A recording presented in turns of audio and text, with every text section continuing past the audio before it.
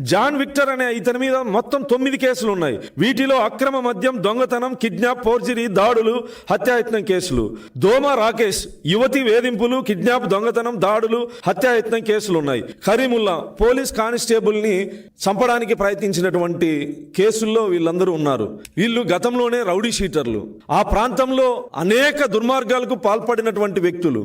కేవలం వైఎస్ఆర్ కాంగ్రెస్ పార్టీ ఏదో రకంగా ఉనికిలో ఉండాలి, ఏదో రకంగా ఉనికిలో ఉండాలనుకున్నప్పుడు కనీసం అతని పార్టీలో ఉన్నటువంటి నాయకులైనా దేనికి స్పందించాలి, దేనికి స్పందించకూడదనే ఇంకిత జ్ఞానం కూడా లేకుండా పోయిందంటే కేవలం వైఎస్ఆర్ కాంగ్రెస్ పార్టీని ఉనికిలో పెట్టాలి, తెలుగుదేశం కూటమి ప్రభుత్వాన్ని అప్రతిష్ట పాలు చేయాలి. నీకు దళితుల మీద నిజంగా అంత చిత్తశుద్ధి ఉంటే, నిజంగా నీకు అంత చిత్తశుద్ధి ఉంటే భారతదేశంలోనే దాడులు, హత్యలు నీ హయాంలో దేశంలోనే నెంబర్ 1 స్థానంలో వచ్చినప్పుడు కనీసం SC/ST అట్రాసిటీ యాక్టును, శాంతి భద్రతలను కనీసం సమీక్షించినటువంటి సందర్భం ఏదైనా ఉందా? ఎన్ని దుర్మార్గాలు జరిగాయి? 1, 2, 3?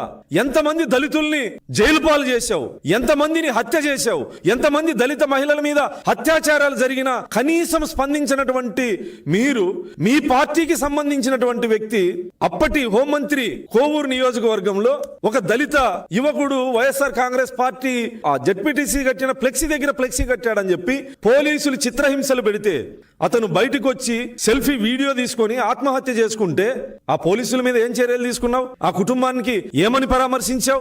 ఎక్కడైనా ఒక్కటి నీ గత ప్రభుత్వంలో 5 సంవత్సరాల్లో దళితుల మీద జరిగినటువంటి దమనకాండలో ఏ ఒక్క రోజైనా ముఖ్యమంత్రిగా బాధ్యతగా ఆ కుటుంబాలని పరామర్శించి గాని, లేదా దారుణాలకు పాల్పడినటువంటి వ్యక్తుల్ని శిక్షిస్తున్నట్లు గాని, శిక్షిస్తామని గాని ఎక్కడైనా చెప్పినటువంటి దాఖలాలు ఉన్నాయా?